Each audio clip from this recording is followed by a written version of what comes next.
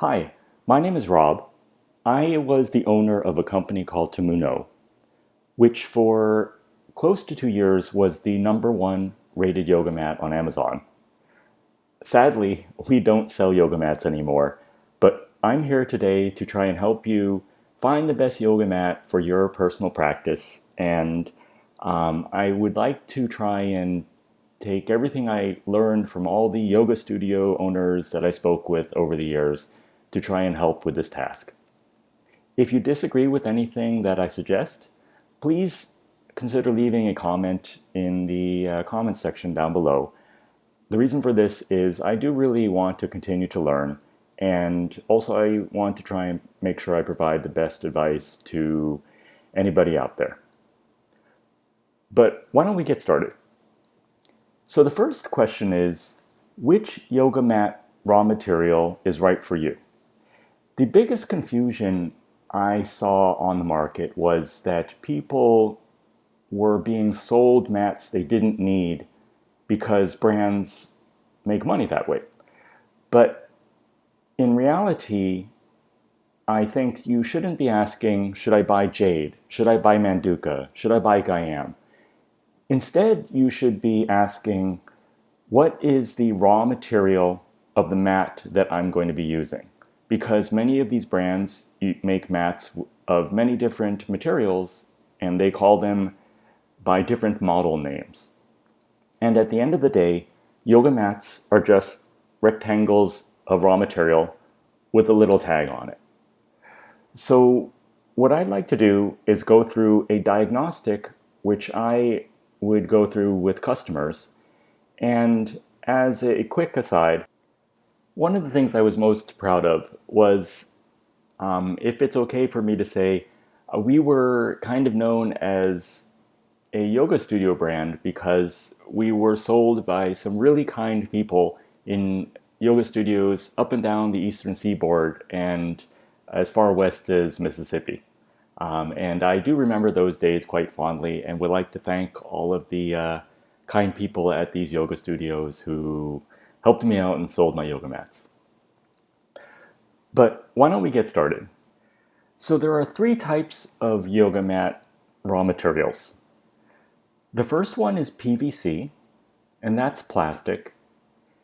The second one is TPE, and that's also plastic. And the third one is natural rubber, and natural rubber comes from the sap of rubber trees, and it's a more natural material. The price point on these three are PVC typically is the least expensive, usually around the $20 mark. And that's a very, very rough figure. TPE is more expensive. It's usually around the $40 mark. And rubber is the most expensive, and it's usually around the $60 mark.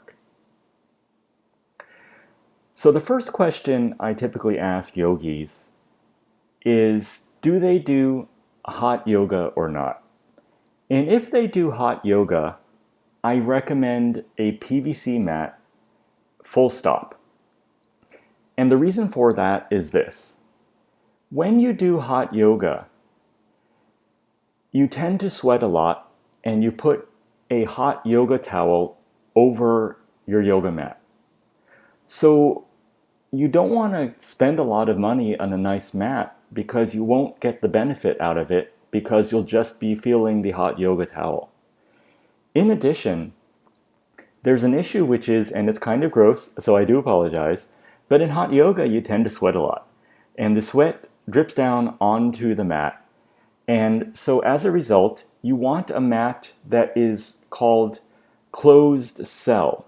Because what closed cell means is the surface is perfectly smooth, so you can squeegee it clean practically after practice and get all the sweat off the mat. If you get a mat which is open cell, and what open cell means is the mat is sponge-like. The surface of the mat is covered with bubble holes.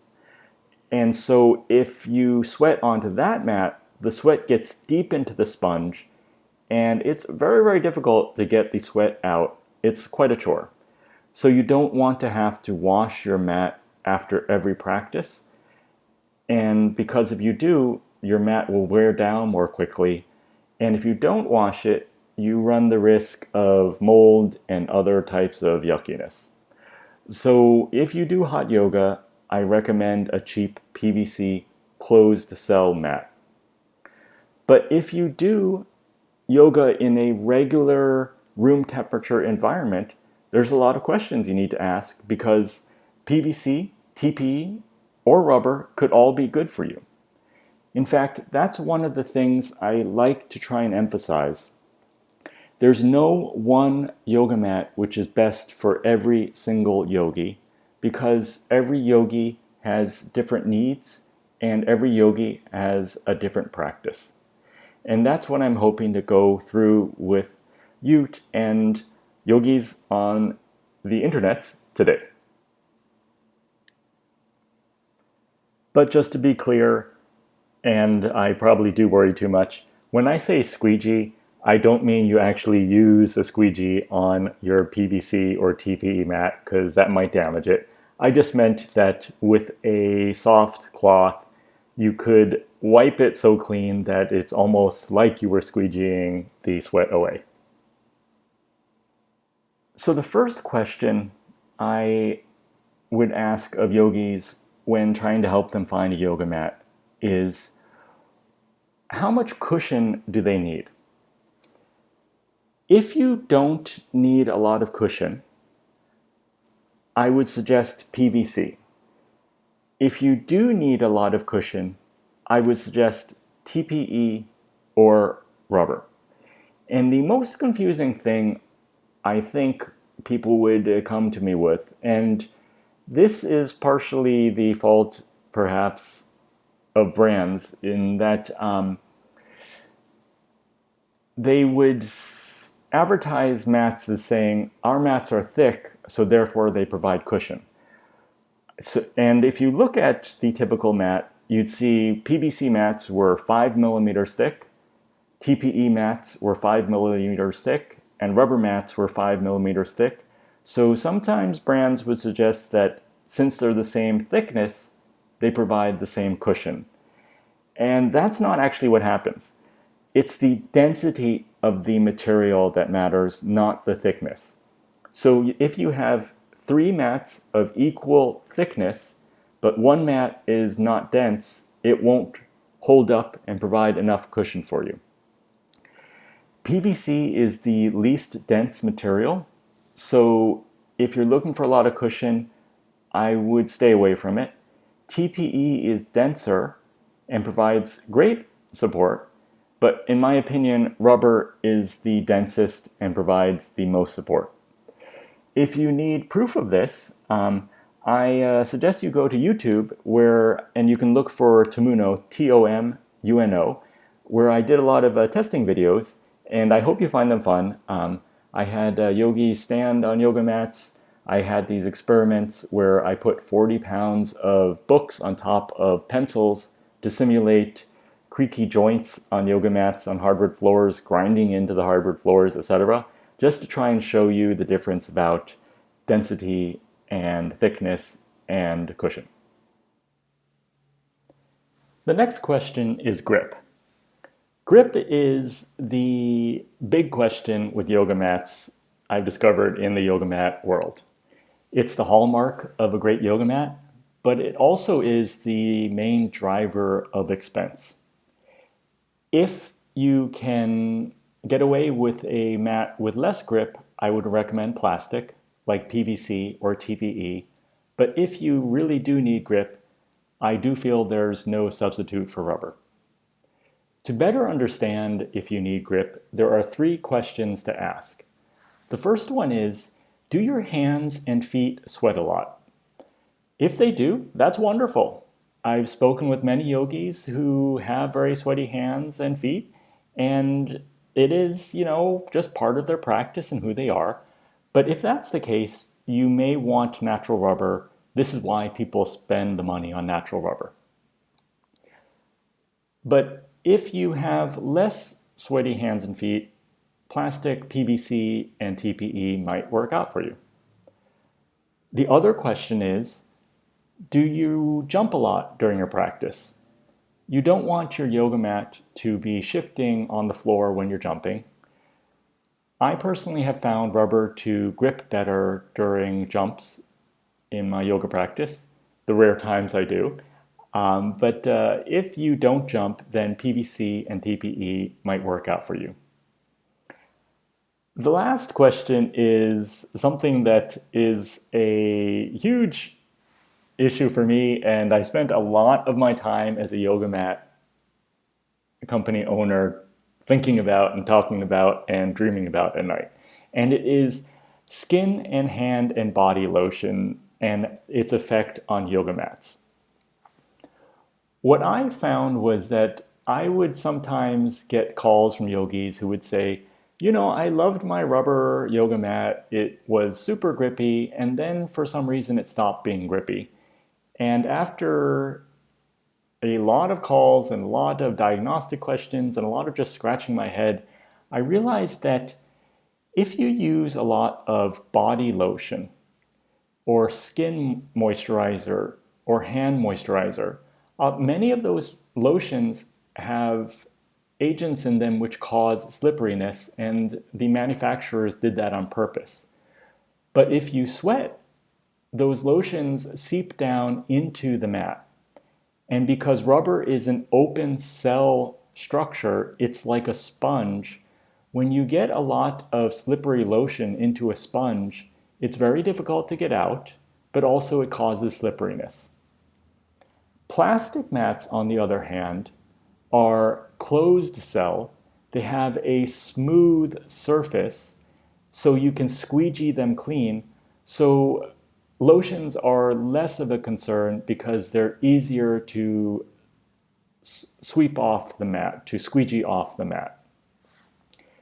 If you'd like to learn more about grip and the differences between TPE, PVC, and rubber, I produced a bunch of videos on YouTube, and I tried to do a lot of what I considered scientific experiments using things like tubular scales, jumping tests, etc. I actually had a little fun making them.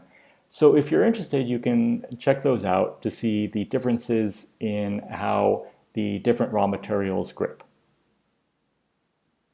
But to summarize, if you need a lot of grip, consider rubber.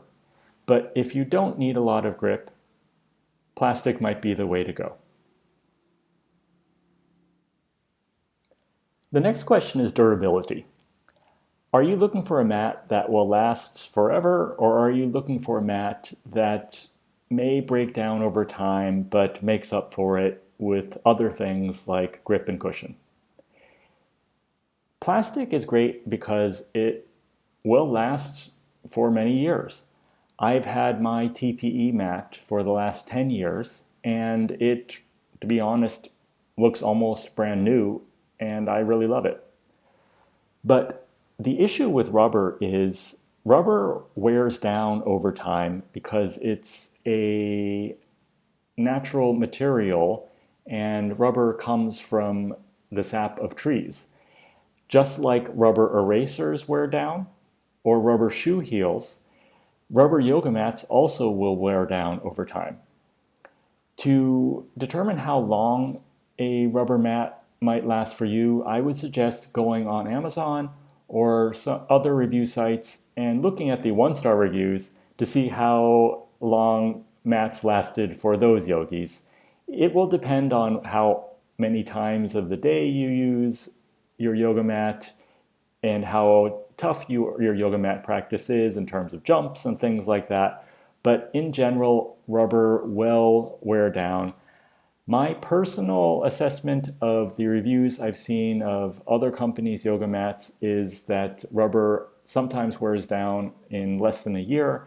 So if you're not up for that, perhaps you might consider a plastic mat. In terms of yoga mat weight, if you're looking for a lighter mat, PVC and TPE might be the way to go. But if you're okay with a heavy mat, natural rubber might be perfect for you. Usually weight comes up when you're talking about commuting. Sometimes I would speak with yogis who lived in cities like New York or San Francisco, and they would spend 40 minutes walking from their home to their yoga studio every other day, and they would want a lighter mat, or they would be riding a bike and need a lighter mat. But other yogis living in drivable suburbs would be totally fine with a heavy mat because they would just never really pick it up since it would be in the car all the time. Or they would just do yoga at home, so they didn't really care about the heaviness of the mat. So just be aware when you're looking at yoga mats. If you're looking for something lighter, think about plastic. If you're okay with a heavier mat, think about rubber. The next question may sound a bit odd, but it's where do you store your mat? I would get calls from yogis in Nevada, Arizona, other places like that, and they would tell me that during the summer, something strange would happen to their mat. And after some research, I discovered that in areas like that, during the day, temperatures would rise to 110 degrees. And if you park your car in the sun, inside your car, it gets even higher than that. Rubber is a wonderful material, but it's not very tolerant of extreme heat or extreme cold. So if you live in a place like Alaska or Nevada and you store your mat outside, maybe a plastic mat might make more sense. In a related matter, there's the question of maintenance. If you're looking for a low maintenance mat, then PVC or TPE might be just for you. Rubber is a bit finicky, but I feel it makes up for it because of high performance and grip, etc. With that said, the main issues with rubber is number one, there's actually a bunch of issues with rubber. You can't leave it in direct sunlight. Washing it is a bit of a chore. You have to hang dry it. You have to worry about body lotions, skin lotions, moisturizers getting into it because it's a sponge, etc. So if you're looking for a very low maintenance mat, maybe consider PVC or TPE.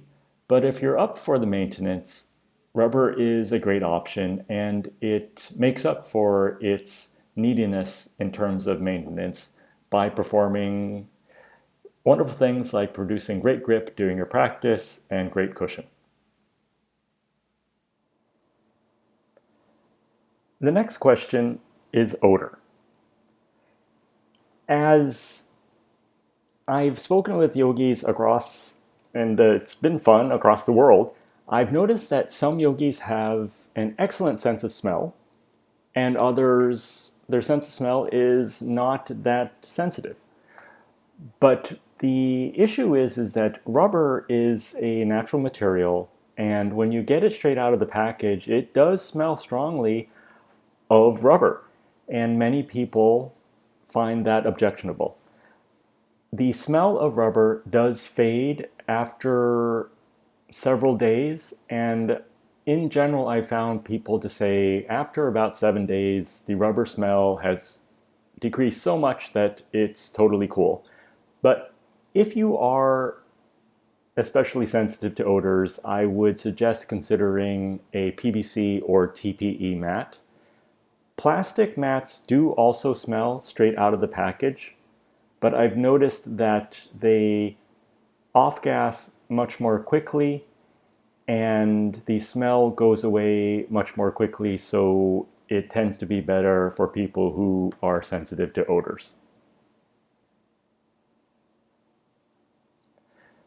So at this point, I'm hopeful this video may have helped you choose which raw material you want for your yoga mat. So now the question is, which brand of yoga mat to buy? There are many great brands out there, and I should also say it's a little painful for me to have to recommend my competitors. Correction, it's actually very painful for me to have to recommend a competitor because I put a lot of my heart and soul into my yoga mat brand, and we no longer sell yoga mats. But what I would like to suggest is because I was the owner of a yoga mat company, I still have a lot of interest in keeping up to date on what's going on in the industry. And I do spend time monitoring my competitors' reviews and complaints to keep my hand in the game just to see what is the current state of the industry. And as a result, I've put together a list of brands which I recommend most highly. If you're interested, you can find them in one of two places. One is I keep a blog at tomuno.com, and the other is on Amazon at this location, amazon.com/shop/Tomuno. One thing I should emphasize is that we may earn commissions from any qualifying purchases because we are Amazon influencers. But if there's interest, please take a look, and I'll try and keep up the list up to date on the latest in terms of customer satisfaction for our competitor brands. Well, thank you for taking the time to watch this video. If you do yoga, I really hope that you'll continue to do yoga on as frequently as you can. The reason for this is that I got into yoga because I was going through a difficult time in my life, and I was trying to learn how to handle stress and the daily grind of life a little better, and I found yoga to be a great way to do that.